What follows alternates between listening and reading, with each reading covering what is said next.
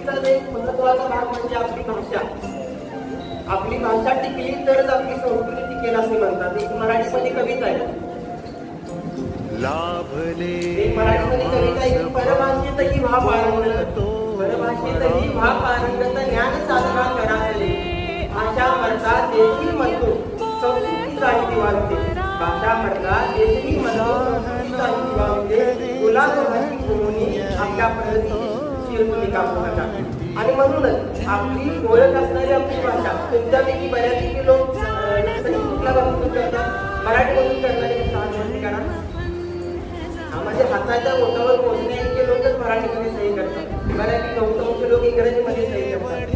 म्हणजे पाश्चात्य संस्कृतीची ओळख असणारी इंग्लिश भाषा आहे, त्या भाषेतून आपण सही करणं खरं तर टाळलं पाहिजे आणि आपली जी ओळख आहे त्या मराठी भाषेमधून आपण सही करायला सुरुवात केली पाहिजे.